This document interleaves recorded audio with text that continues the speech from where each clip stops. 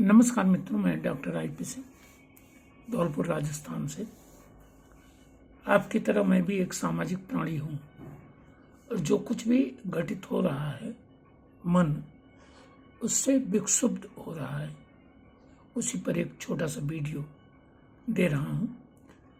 मेरी बात आपको पसंद आए तो मेरी वीडियो को लाइक करें और न पसंद आवे तो दिमाग से निकाल दीजिएगा। चलिए देखते हैं।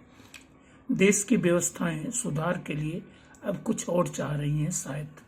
मित्रों, मन परिस्थितियों को लेकर बहुत ही विक्षुब्ध है। जैसा जिसके मन में आ रहा है वैसा बोल रहा है और जैसा जिसको लग रहा है वैसा वह आचरण कर रहा है। और जिनको किसी से कोई मतलब नहीं वे हर तरफ से मारे जा रहे हैं। ये अंधेर नगरी वाली अवस्था आ गई है क्या? सोचना पड़ रहा हम लोगों को। हमारा स्वप्न आदर्श राम राज्य कायम करने का है, परंतु ध्यान से समझिए, उसी राम राज्य से पहले यदि मंथरा जैसी दासी ने बड़बोली रानी का कान भरकर अयोध्या की सारी व्यवस्था का सत्यानाश कर दिया था, तो बाद में राम जी की सरलता ने एक धोबी के मुख से कुछ वैसा ही कहलवा दिया था जो आज की सोशल मीडिया पर न जाने कितने तथाकथित फन्ने खां कहने लगे हैं। कोई चौकीदार को लपेट रहा है तो कोई पप्पू भैया को, और अपने गिरेबान में झांकने की किसी को फुर्सत ही नहीं है। अंधे अंधा ठेलिया कूपे कूप पड़ंती। पर ध्यान दीजिए, इस राम राज्य पर 14 साल तक राम जी का जूता या खड़ाऊं जब तक सिंहासन पर विराजमान था तब तक किसी प्रकार की चू चपड़ नहीं हुई थी।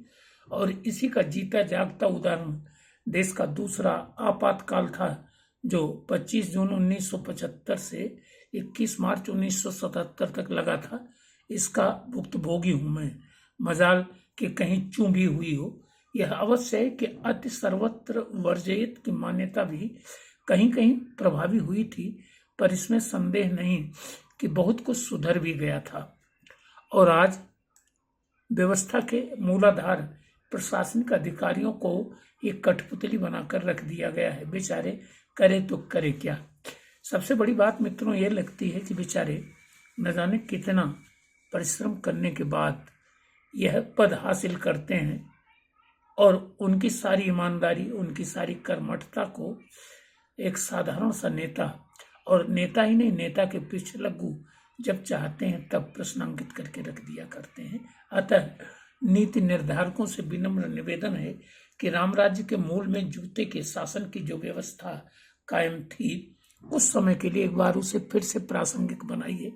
प्रशासनिक व्यवस्था के लिए साम दाम दंड और भेद में से अब कुछ दिनों के लिए तीसरे को प्राथमिकता दीजिए और आम आदमी को इंसान की तरह सुख शांति से जीने का अवसर प्रदान कीजिए।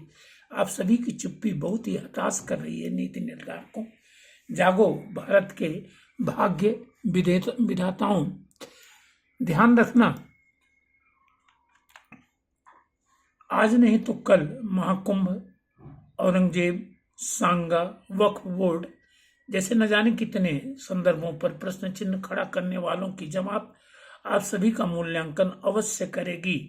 और तब आपकी जो मृतात्मा है, जब आप स्वर्गवासी होंगे, जैसा कि मानते हैं कि यहाँ की आवाजें वहां तक पहुंचती हैं, तो कितना दुख महसूस करेगी। बाकी तो सब फर्स्ट क्लास है।